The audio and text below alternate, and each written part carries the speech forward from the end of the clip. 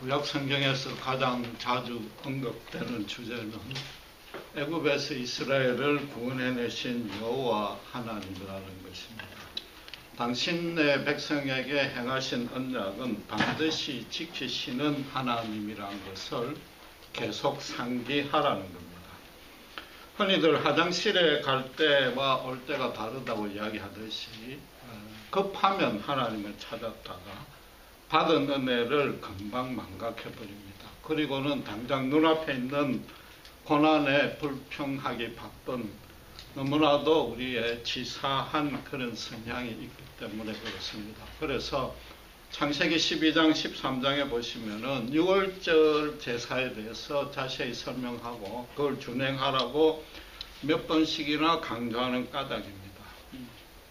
하나님이 기적적인 간섭이 없었더라면 출애굽은 불가능했습니다. 거기다가 지난번에 말씀드린 대로 400년의 노예살이 자체가 다른 외적의 방해가 전혀 받지 아니하고 이스라엘이 창성케 되는 하나님만의 그 숨겨진 방식이요 은혜라는 걸 잊지 말라는 겁니다. 그래서 믿음이란 것은 첫째 과거에 받은 하나님의 은혜를 회상하고 감사하고 거기서 위로하고 힘을 얻는 것이요. 둘째는 현재에 숨겨진 하나님의 은혜를 찾아내는 것이요. 그래서 세 번째 마지막으로 미래에는 더 넘치도록 은혜를 주신다는 확신과 소망을 가지고 그걸 인생을 사는 것, 기대하는 것, 그게 믿음인 겁니다. 요컨대 한마디로 말해서 내일 일을 염려하지 아니할 수 있는 실력, 그게 믿음인 것입니다. 그래서 성경을 읽는 오늘날의 신자도 이스라엘이 받았던 그 은혜, 특별히 그 숨겨진 보석 같은 하나님만의 섭리를 성경 안에서 찾아낼 수 있어야 됩니다. 오늘의 본문에도 그런 은혜가 있습니다. 그게 뭐겠습니까? 낮에는 그런 기둥, 밤에는 불기둥으로 보호하고 인도한 것입니까? 그건 누구나 쉽게 알 수 있는 은혜단 말이에요. 제가 말씀드리는 것은 숨겨진 은혜인 겁니다. 먼저 19절에 모세가 요셉의 해골을 가져 나왔다는 것, 여기에 여러분 주목하셔야 됩니다.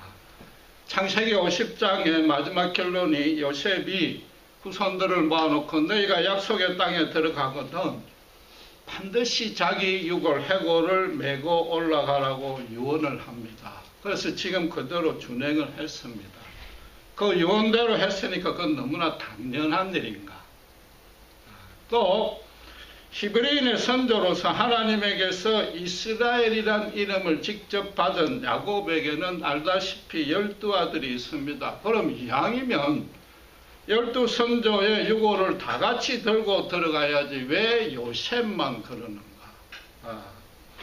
야곱 가문을 기근해서 살려서 그런 것인가? 그 이유는 성경은 핵심되는 인물, 하나님의 역사에 쓰임받는 핵심되는 인물을 중심으로 기록한 것이 그 첫째 뜻입니다. 거기다가 요셉의 유골을 애굽 땅에 남겨두어서는 안 되고 반드시 들고 나가야만 되는 몇 가지 이유가 있습니다. 그게 하나님의 숨겨진 섭리가 있단 말이에요. 창세기 마지막 구절이 50장 26절인데 한번 찾아보시면은 그게 뭐라고 기록하고 있습니까? 창세기 50장, 창세기의 결론입니다. 요셉이 110세의 죽음에 그들이 그의 몸에 향재료를 넣고 애굽에서 입간하였더라. 몸에 향재료를 넣고 입간했다고 합니다. 이게 무슨 뜻이겠습니까? 방부제 처리해서 미라로 만들었다는 거죠. 애굽 사람들이 요셉을 극진히 대우해서 바로나 애굽의 왕족과 똑같은 장례 절차를 거치게 만들었다는 겁니다. 요셉 자신은 그걸 이미 알고 있었던 겁니다. 그러니까 내 유고를 갖고 가라 그런 겁니다. 단순히 고향 땅에서 아브라함과 이삭과 야곱의 선조 곁에 묻히고 싶다는 소원을 넘어서는 겁니다. 자기는 비록 애굽의 총리였지만은 나는 평생을 두고 절대로 애굽인이 아니었다는 겁니다. 여호와 하나님만이 내 자신의 주인이요 나는 그분의 백성이라는 고백인 것입니다. 요셉이 총리가 될 때 그때 바로는 요셉을 애굽인으로 기하시키려고 무지 노력했습니다. 창세기 41장 45절에 요셉의 이름을 사보반네아라고 애굽식으로 바꿔줍니다. 기근에서 구했으니까 세상의 구원자라는 뜻도 되고 그 꿈을 해몽했으니까 비밀의 계시자라는 뜻 두 가지 뜻으로 사보반네아라고 고쳐줍니다. 또 41장 50절에 보면은 애굽의 대제사장 도디베라의 딸 아스낫과 결혼시킵니다. 요셉을 완전히 애굽 사람 취급한 것입니다. 고대 왕들은 죽을 때 자기 왕비나 청신들을 나중에라도 진시 황제는 바로 같이 선장을 시켰지만 나중에라도 함께 묻는 간섭이 있습니다. 정확히는 모르지만 어쩌면 그 당시 바로의 무덤에 그 피라밋에 요셉이 안장되었는지도 모르는 것입니다. 그럼 애굽 쪽에서 보는 입장은 어떻게 됩니까? 자신들의 바로의 무덤이 가뜩이나 신성시하는 그 무덤이 자기들 눈앞에서 파헤쳐졌단 말이에요. 요셉이 바로의 무덤에 안 묻혔다 할지라도 다른 고관 대작들의 무덤에 묻혔는데 이게 일종의 도굴인데 아무도 그 앞에서 항변하지 못했단 말이에요. 여러분 영국 런던에 가면 대형 박물관이 있지 않습니까? 거기에는 지금 거꾸로 고대 이집트의 그 유물들을 엄청 많이 가져다가 전시를 해놨습니다. 지금 이집트인이 밤중에 그 박물관의 유물을 훔쳐가는 것은 상상도 못하는 일입니다. 뭐 큰일 나는 거 아니에요? 그 시신도 아니고 그냥 그거 뭐 다 돌덩어리에 불과한 겁니다. 여러분 그 사건과 비교해 보면은 이 일이 얼마나 엄청난 일인지 여러분 실감할 수 있는 겁니다. 성경은 그래서 19절에 모세가 요셉의 해고를 취했다고 선언합니다. 80 넘은 노인의 한 명에게 10전 10패의 치욕을 세계 최강인 애굽에 안겨준 그런 여호와 하나님이란 뜻인 거죠. 여러분 이 하나님의 은혜와 권능이 얼마나 대단합니까? 얼마나 엄청나냐 말이에요. 10가지 재앙을 이렇게 능력을 두고 하는 말이 아닌 겁니다, 여러분. 요셉의 명예를 하나님이 그가 죽은 후에 그것도 400년 후에 까지도 요셉의 명예를 회복시켰단 말이에요. 이스라엘의 후손뿐만 아니라 애굽의 온 천하에 당신 되심을 당신께서 지금 분명히 증명하고 있는 거단 말이에요. 하나님은 당신의 종을 택해서 불러낼 때 그때부터 일생 동안 아니 영원토록 떠나가지 아니하시고 당신이 그를 통해서 이루시겠다는 계획을 반드시 이루시고야 만다는 겁니다.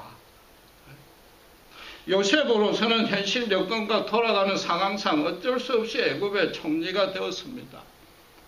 비록 애굽이 요셉에게 최고의 예우를 했지만은 요셉이 애굽에 끼친 공로에 비하면 그거는 아무것도 아닌 겁니다. 엄청 큰 공로를 세운 겁니다. 요셉은 애굽식 이름을 가졌고 애굽의 대제사장과 딸의 결혼에 본인으로서는 그냥 묵시적으로 동의했습니다. 그런 상황이라면 누구라도 그럴 수밖에 없었을 것이고 그건 뭐 인간적으로 선한 일이요 하나님 뜻 안에서도 좋은 일입니다. 그러나 요셉의 유언의 뜻은 나의 정신만큼은 절대로 애굽에 굴복하지 아니한다. 여러분, 독일의 아우슈비츠 홀로코스트 비극에서 살아남은 유대인들이 이렇게 이야기했습니다. 나치가 우리의 육체는 유린할 수 있다. 죽일 수 있다. 그러나 우리의 영혼은 절대로 항복한 적 없다. 우리의 영혼은 절대 죽이지 못한다고 고백했습니다. 요셉은 단 한 번도 그 우상신전도 많고 맨날 보고 아마 거기에 억지로 참여도 했을 겁니다. 나만 장군처럼 참여할 수밖에 없었을지도 모릅니다. 그러나 요셉은 내 영혼만큼은 애굽 우상에 속하지 아니했단 말이에요. 죽은 후에라도 내 해골이라도 이 우상의 땅에 절대 남겨두지 말라는 겁니다. 그것도 뭐예요? 바로처럼 미라의 형태가 되어 있단 말이에요. 자칭 살아있는 신이요.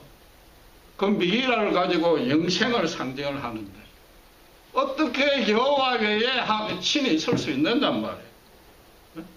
어떻게 인간이 신이 될 수 있느냔 말이에요.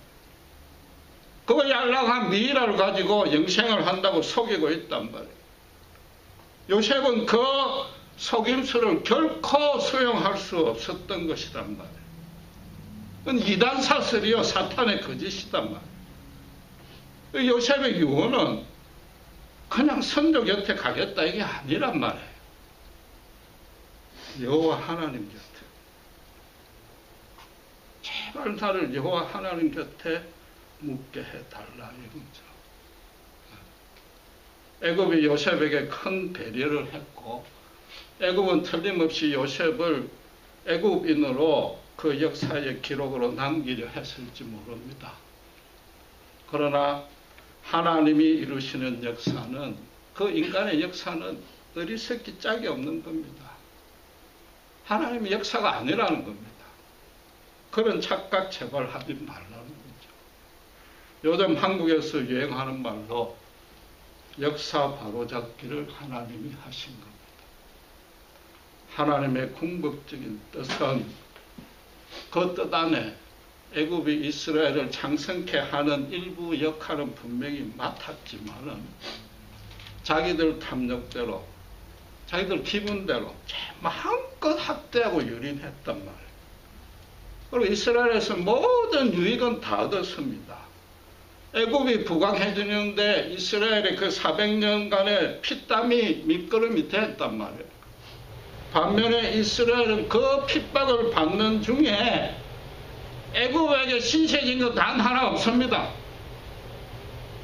애굽에게 큰 도움 줬단 말이에요. 도움만 준 거죠. 그러니까 바꿔 말하면은 모세가 처음 바로에게 가서 우리 백성을 풀어달라고 할 때 애굽은 인간 세상의 윤리로 따져도 반대할 어떤 명분도 없는 겁니다. 그런데도 하나님의 그 큰 기적을 몇 번이나 보면은 곧바로 회개하고 그동안에 공짜로 수탈했으니까 미안하다고 너 덕분에 잘 먹고 잘 살았다고 풀어줘야 되는데 10번이나 거역했으니까 그게 얼마나 큰 죄냔 말이에요. 애굽이 일방적으로 당한 것 하나도 없는 겁니다. 하나님이 그 맡긴 이스라엘을 보호하는 그 일부 역할, 그만큼 쌓았던 공을 10번 거역하면서 완전히 다 까먹은 겁니다. 장자만 죽이고 남은 것, 나머지 다 살려준 게 그게 얼마나 큰 자비인지 모르는 거죠. 인간들이, 하나님을 모르는 인간들이 그만큼 어리석은 겁니다. 하나님이 지금 은금 폐물을 취하라고 했는데 그 안에 수도 없이 깊은 뜻이 있는데 가장 기초적인 뜻은 뭐냐? 그동안에 밀린 임금, 한꺼번에 일시불로 하나님이 빼다 준 거란 말이에요. 하나님은 이러신 분이란 말이에요. 여러분, 다시 강조하지만은 하나님의 능력에 감탄하지 마시기 바랍니다. 그건 너무나 당연한 겁니다. 요셉 개인도 그렇고 이스라엘 공동체 전체도 그렇고 지금 어떻게 되고 있습니까? 하나님의 영광을 증명하는데 자기들은 모르고 있는 사이에도 쓰임받고 있다. 당신의 백성의 명예만 회복시키는 게 아니라 하나님은 당신의 이름이 훼손되는 건 절대로 듣고 보지 못하는 겁니다. 하나님 쪽에서 그 일을 막고 있는 겁니다. 이스라엘 백성은 지금 때로는 쓰러지기도 하고 죄에 빠지기도 하고 알아본 대로 애굽에서 우상에 참여하는 큰 죄에 빠지기도 했습니다. 그러나 인간 역사 전체를 꿰뚫는 하나님의 역사, 히즈 스토리, 거기에 일관되게 흐르는 영적인 흐름을 봐야 되는 겁니다. 우리는 구체적으로 인식하든 못하든 신자로 부름받은 이상 하나님의 이름을 높이는 일에 쓰임받고 있는 겁니다. 하나님이 출애굽에서 이스라엘에게 베푼 은혜는 결국은 뭐냐 하면은 현실의 고난에서 구출한 게 아니란 말이에요. 그건 1차적으로 결과의 모습일 뿐이고 죄에서 구원한 겁니다. 하나님을 멀리하던 자를 하나님 가까이로 불러온 것이고 강권적으로 우상 숭배와 죄악으로 타락된 그 세상에서 빼어내는 겁니다. 하나님이 빼어내가지고 뭘 오늘 기도하고 찬양한 대로 예배자로 세우는 겁니다. 예배자로. 하나님을 경배하는 자로 세우는 겁니다. 우리 삶을 통해서 하나님의 선을 실천시키게 하는 겁니다. 그게 하나님의 참 구원이요 출애굽의 뜻이단 말이에요. 요셉은 죽을 때 애굽식으로 미라가 됐습니다. 거기다 생전에 완전히 애굽 사람의 외모를 취했을 겁니다. 히브리인들은 머리카락이 하나님의 생명이고 힘의 상징이라고 해서 거의 잘 안 자르는데 애굽 사람들은 그 머리카락 하나 없이 다 잘라버립니다. 완전히 밀어버리고 비단 옷 입고 왕의 호를 들고 금수를 타고 출퇴근했을 겁니다. 누가 봐도 요셉은 애굽 사람이요. 애굽 이름을 가졌고 애굽에 아내를 두었습니다. 그러나 요셉은 어떻게 했습니까? 두 아들만큼은 히브리식으로 이름을 지었습니다. 첫째 아들은 과거에 스라림을 잇는다고 므낫세라고 지었습니다. 둘째 아들은 하나님이 이제 참선케 해준다고 에브라임이라고 지었습니다. 애굽 스스로 자기 인생을 애굽의 총리가 되기 전과 후로 완전히 두 개로 나눴다는 고백입니다. 이게 현실적인 고난과 풍요의 구분이 아닌 겁니다. 총리가 되기 전에는 어떻게 했습니까? 자기 인생에 대해서 하나님과 계속 실험했습니다. 하나님 뜻이 어딘지 몰랐습니다. 어렸을 때 어떻게 형제들과 부모들마저 자기에게 절하는 꿈을 2번이나 꿨는데 현실은 그 꿈과 정반대로 진행이 됐단 말이에요. 강야의 구덩이에 빠뜨려져가 형제들에 의해서 죽을 뻔했는데 애굽의 노예로 팔려왔고 보디발의 처에게 모함을 당해서 감옥에 갇혔고 애굽 가문의 꿈을 해몽해줬는데도 강간무소식이고 고향으로 돌아가서 형제들 부모를 만날 꿈을 거의 포기했는데 계속해서 하나님과 자기 인생에 대해서 실험했던 그 쓰라린 추억을 잊지 말자. 그래서 므낫세라고 지은 겁니다. 그런데 어떻게 돼 있어요? 자기는 거의 포기했는데 하나님은 요셉을 절대 포기하지 않은 거죠. 결국은 그 꿈대로 이루셔가지고 창세기 45장 7절 8절에 하나님이 자기 가문을 기근에서 건져서 이 큰 구원을 주기 위해서 자기를 먼저 애굽에 보내 고생을 시켰구나. 하나님의 너무나 크고 큰 뜻에 진정으로 항복했단 말이에요. 그래서 어떻게 둘째를 이제는 이 인생에 하나님이 창생케 해줄 일밖에 남지 않았다고 에브라임으로 붙였단 말이에요. 요셉은 강야 구덩이에서 완전히 죽을 수 있다고 거의 포기했을 겁니다. 하나님의 도움이 아니면 그건 죽습니다. 강야에서는 그냥 2, 3일이면 죽는데 마침 우연의 일치로, 정확히 말하면 하나님의 예비하심으로 지나가던 미디안 상고에게 노예로 팔려서 살아납니다. 그때 요셉은 여호와 하나님을 귀로만 듣다가 부모에게 전생으로 교육만 받던 여호와 하나님을 직접 눈으로 뵌 겁니다. 하나님과 인격적인 대면을 한 겁니다. 그래서 뭐예요? 세상 물정 모르는 철부지 아이에서 하나님만을 주인으로 삼는 하나님의 종이 된 겁니다. 환경과 사건과 사람이 아무리 이해가 안 되고 하나님이 어렸을 때 준 그 꿈과 정반대로 가서 곤혹스러울지라도 그 체험으로 인해서, 죽었다 살아나는 그 체험으로 인해서 깜깜하게 아무것도 안 보일지라도 끝까지 그분은 놓치지 아니하겠다. 내가 그분의 손을 놓는 순간 다시 강야의 구렁이에 빠지는 절망이요 죽음뿐이다. 그걸 아니까 그냥 하나님 붙드는 걸로 근근히 끝까지 온 겁니다. 여러분, 우리도 예수 믿기 전에는 처절하게 실패한 인생을 살았습니다. 성령으로 거듭나서 인격적으로 귀로만 듣던 예수 그리스도를 눈으로 보고 손으로 만지고 만났습니다. 그 이후에는 어떻게 돼요? 우리 인생이 창성케 되는 인생으로 바뀐 것입니다. 여러분, 그래서 여러분 아이들 이름 그렇게 붙이잖아요. 하나님의 사람이라고 하람, 하나님의 은혜라고 하음.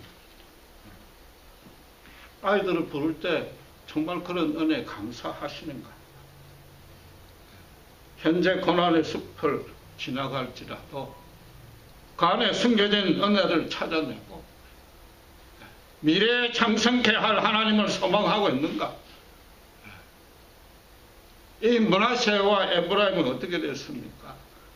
전쟁과 기업에서 제외되는 레위와 요셉을 대신해서 야곱의 손자임에도 삼촌들과 똑같이 12지파의 선조가 되는 영광을 누렸단 말이에요. 그 아이의 이름을 부를 때, 여러분 아이들의 이름을 부를 때 나는 비록 힘들지라도 최소한도 그 아이들의 장성한 미래를 보고 그 비전을 품고 기도하면서 큰 소망을 갖고야 될 거 아니냔 말이에요. 여러분, 본문에서 하나님의 은혜를 찾으라고 그러면은 여름엔 열 다 구름 기둥 불 기둥이라고 그럽니다. 그건 너무나 당연한 거 아니에요? 400년 전에 언약을 한 걸 지금 어김없이 준행했잖아요. 지금 또 의도적으로 블레셋을 보면은 두려울까봐 강야로 우회시켰잖아요. 그 강야에서 구름 기둥 불 기둥 없이 어떻게 한단 말이에요? 신자를 보호하고 인도 안 하면 그건 말이 안 된단 말이에요. 본문에서는 이 구름 기둥과 불 기둥이 우리가 생각하는 그런 좋기만 한 대박 은혜는 아닌 겁니다. 여러분, 애굽에서 은금 패물을 잔뜩 챙겨가고 이스라엘이 나왔습니다. 그럼 애굽의 모든 집들이 지금 어떤 일이 벌어졌습니까? 장남이 죽은데 그 밤중에 한급하게 무교봉도 제대로 먹지 못하고 우리가 다 탈출했단 말이에요. 이스라엘이. 애굽의 모든 집이 지금 장례식을 치르고 있습니다. 그 뒤처리도 해야 됩니다. 최하 3일에서 일주일이 경과됐습니다. 그 장례식 치를 때 어떤 생각이 들었겠습니까? 차츰 이스라엘에 대해서 그 신에 대해서 분노가 올랐을 거 아니에요? 애굽도 똑같아요. 화장실에 갈 때와 올 때 생각이 달라지는 거죠. 은근 패물 할 수 없이 줬는데 그건 너무 아깝단 말이에요.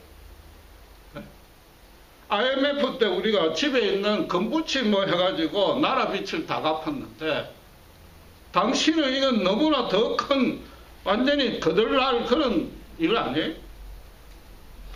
고대에는 교통수단이 발달이 안 되니까 사흘길을 뭐라고 그랬습니까? 추적하기 불가능한 길이라고 이야기했는데 지금 한 일주일 이 추적하기 상당히 힘듭니다. 물론 200만 명이 움직였으니까 그 흔적은 찾기는 쉽겠지만은 야밤에 강야에 숨어서 이동하면 그 찾는데 시간이 엄청 걸립니다. 그렇죠? 하나님이 밤에 불기둥으로 인도했단 말이에요. 이스라엘에게는 분명히 강야에서 갑자기 기온이 내려가는 겨울 밤에 방온시키는 역할도 했고 컴컴한 밤길을 밝혀주는 은혜인데 그게 애굽 이스라엘 사람 눈에만 보인 게 아닐 거 아니에요. 애굽 사람 입장에서는 뭐예요? 이스라엘이 지금 어디 있는지 금방 알아낼 수 있는 신호단 말이에요. 그러니까 곧바로 추적이 가능한 거죠. 그게 어디까지 왔어요? 장남들, 죽은 장남들 복수하고 빼앗긴 금은 폐물을 찾으려고 홍해로 올 수밖에 더 있어요. 쉽게 왔단 말이에요. 홍해까지 누가 인도해서 그 일을? 하나님이 하셨단 말이에요. 하나님이 불기둥으로 그 일을 하셨단 말이에요. 하나님이 당신의 백성들을 역사하는 이런 방식에 대해서 여러분 이해할 수 있습니까? 하나님의 그 숨겨진 은혜가 뭔지 실감이 나는단 말이에요. 400년의 노예가 고난뿐이었다고 생각하면 그 은혜 평생 가도 발견 못합니다. 그게 이스라엘의 최선의 방책인 줄 알아야만 되는 겁니다. 모세가 떨기나무 불꽃에 하나님을 대면하기 전까지 80년간 시련을 겪었는데 그냥 단순히 헛된 세월이고 시련이라고 생각하면은 절대 하나님 알 수 없습니다. 그게 바로와 강야의 전문가로 훈련시키고 예비시킨 하나님의 은혜였단 말이에요. 살인죄를 저지른 모세마저도 그렇게 했는데 요셉은 어렸을 때 철없을 때 꿈꾼 거 조금 자랑한 거 말고는 평생 정말 아무 잘못한 것 없는데 17, 18살 나이에 그 어린 나이에 죽도록 고생을 시켰단 말이에요. 그런 하나님의 섭리를 모르면은 하나님에 대해서 모르는 겁니다. 하나님은 당신의 백성을 오히려 세상에다 던져줍니다. 세상에서 분명히 우리 영혼은 하나님께 속하게 했지만은 우리 육신은 세상에 그냥 던져준단 말이에요. 전쟁과 질병과 고난이 신자라고 절대 비켜가지 아니합니다. 세상 사람들은 자기들 우상 숭배하고 자기들 부정부패 저지른 죄악에 우리들은 동참 안 한다고 당연히 우리를 핍박합니다. 핍박을 안 받고 있으면 신자가 아닌 겁니다. 그런 종류의 핍박을 받고 있어야 되는 겁니다. 아무 잘못이 없는데도 손해받고 상처 입습니다. 하나님의 당신의 백성을 향한 뜻이 절대로 풍요와 안식이 아니란 말이에요. 거룩하게 바뀌란 말이에요. 거룩하게 자라란 말이에요. 그마저도 아닐 수 있어요. 우린 그 정도 실력이 아닐 수 있어요. 요셉처럼 하나님만이라도 붙들어라 끝까지. 급할 때 찾지 말고 화장실 갈 때 올 때 다른 그런 거 하지 말고 끝까지 붙들어라. 그러면 거룩하게 만드는 것도 하나님이 책임져 주신단 말이에요. 그런 기둥, 불기둥을 통해서 더 핍박을 이끄시는 하나님이에요. 주의 종의 일을 하면 할수록 상처와 고난이 더 난단 말이에요. 그래서 결국 어떻게 요셉을처럼 하나님을 절대로 포기하지 않냐는 거예요. 아무리 세상이 거꾸로 갈지라도 하나님을 절대로 포기하지 아니하는 인생을 만들고 하나님은 왜? 우리를 통해서 하나님의 하나님다우심을 당신께서 증명한단 말이에요. 오랜 기간에 걸쳐서, 평생에 걸쳐서, 심지어 우리는 죽고 그 후손을 통해서 당신을 영광을 드러내시는 하나님이단 말이에요. 우리 삶이 힘들고 우리도 어려울 때마다 이전에 받았던 하나님의 은혜를 헤아립니다. 기억해냅니다. 그렇죠. 그래서 감사하고 다시 힘을 얻습니다. 그러나 잠시 그때뿐입니다. 조금만 지나면 또 미래에 대한 염려가 사라지지 않는답니다. 그럼 우리 본성이 연약하니까 그럴 수밖에 없지만 더 중요한 이유가 뭔지 아세요? 과거에 은혜 받았다는 것은 전부 겉으로 드러난 은혜뿐이에요. 과거에 은혜 받았을 때 그냥 구름 기둥, 불기둥만 은혜로 생각한 거예요. 기쁜 일, 좋은 일만 은혜로 생각한 거예요. 그때 당시에 기쁜 일, 좋은 일 말고 고난 중에 은혜를 한 번도 발견해 본 적이 없는 겁니다. 그러니까 지난 은혜를 헤아려 보고 거기에 감사하라니까 지난 은혜가 몇 개 없어. 한두 개 생각하면 끝이야. 그러니까 지금도 그런 기쁜 일이 없으니까 은혜가 아니라고 생각하는 거죠. 여러분, 지난 인생에 하나님의 은혜가 얼마나 풍성했는지 모르는 겁니다. 우리 일생에 대한 계획을 가지고 하나하나 실현 중이었고 우리는 몰랐는데도 실현 중이었고 지금도 그 계획을 실현하고 있는 것도 있는 겁니다. 너무나 큰 영광이 우리의 미래에 분명히 창성케 에브라임처럼 나타납니다. 그런 인식이 있는가 없는가 그게 믿음이란 말이에요. 그게 믿음. 그 인식대로 살아가는 게 삶인 거예요. 신자의 삶인 거예요. 하나님의 은혜인 줄도 모르고 얼마나 흘러보낸 게 많은지 모릅니다. 신자의 일생은 정말 우리 모두 각자에게 하나님이 풍성하게 마련해놨습니다. 그냥 급하면 기도하고 불 끄고 또 그걸 반복하고 언제까지 그런 초라한 신앙을 되풀이할 거냐. 숨겨진 은혜 이걸 하나씩 하나씩 발굴해내십시오. 그게 믿음이 자라는 겁니다. 그럼 얼마든지 기쁨에 찬 활기에 찬 삶을 살 수 있습니다. 물론 우리의 영적인 통찰력과 분별력이 아직 그렇게 훨씬 미숙하니까 우리에게 뭘 주셨습니까? 성경을 주고 선지들에게서 그걸 찾고 배우라.